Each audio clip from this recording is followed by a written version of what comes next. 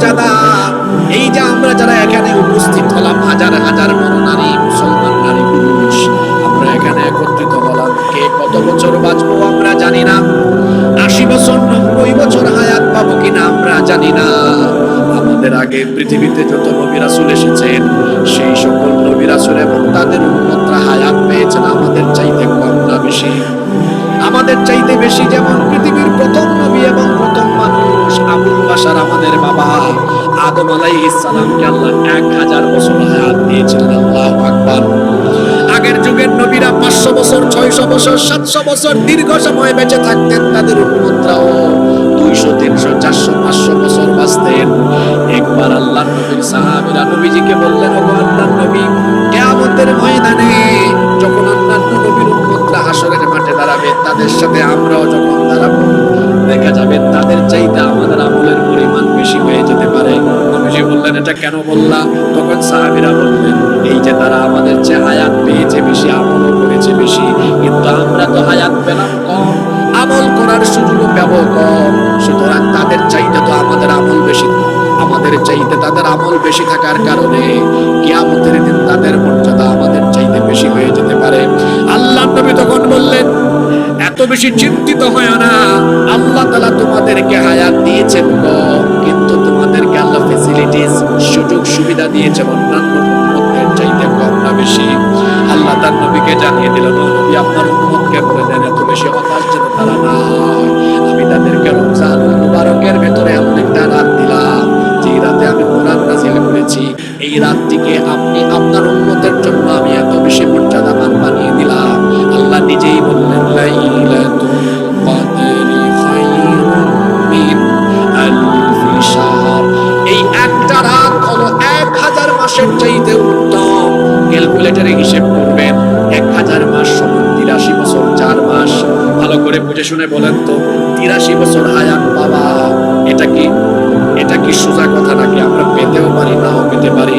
কিন্তু লাইলাতুল কদর যদি কোনো ব্যক্তির নসিব হয়ে যায়, সে যদি লাইলাতুল কদরের রাতে ইবাদত করতে পারে, একটানা ধারাবাহিকভাবে বিরামহীনভাবে 83 বছর 4 মাস ইবাদত করলে যে পরিমাণ সওয়াব হবে, লাইলাতুল কদরে ইবাদত করলে 83 বছর 4 মাসের সমান সওয়াব যিনি আমলনামায় দান করে দিবেন তিনি কে?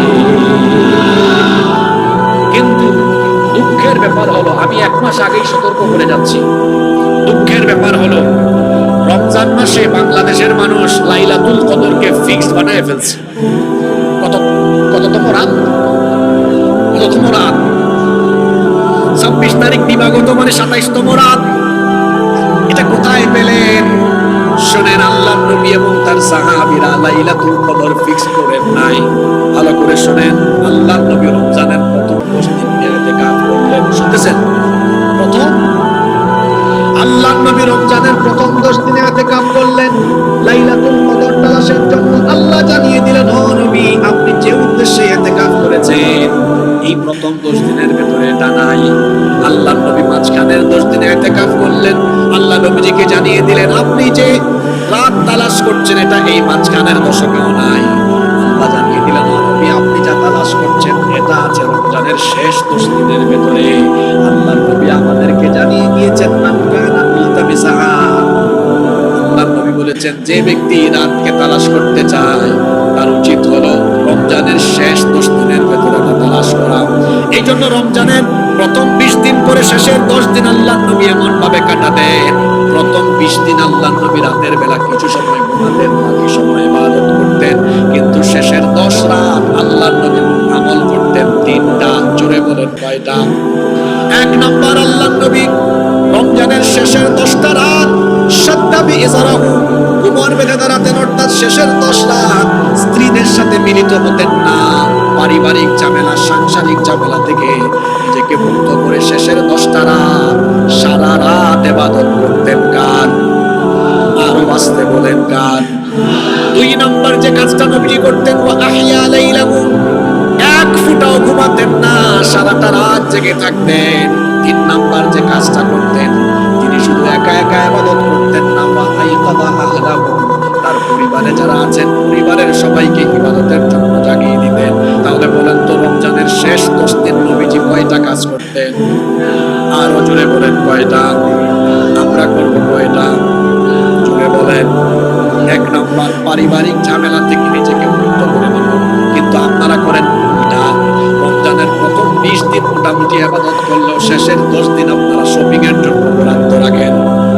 এটা বড় সাংঘাতিক আমলের বৈপরীত্য। নবীজির সাথে আমলের সাংঘাতিক বৈপরীত্য এটা। আল্লাহর নবী তো শেষের দশকে ইবাদতে মনোনিবেশ করতেন, আর বাংলাদেশের মুসলমান শেষের 10 দিন শপিং নিয়ে ব্যস্ত হয়ে যায়। আর মহিলাদের অবস্থা কি বলবো? শেষের 10টা দিন দেখা যায় মহিলাদের জন্য রাস্তাঘাটে বের হওয়া যায় না। আমি জানি না আপনাদের খুলনায় কি হয়, আমাদের এলাকায় দেখা যায় সন্ধ্যার পরে, ইফতারের পরে সাহারি পর্যন্ত মহিলারা শুধু শপিং নিয়ে ব্যস্ত থাকে। খুলনায় এগুলো আছে নাকি? মা বোনদেরকে বলবো, খবরদার আমার মায়েরা বোনেরা, রমজানুল মুবারকের বরকত, রমজানুল মুবারকের সকল খনি আছে রমজানের শেষ 10 দিনে।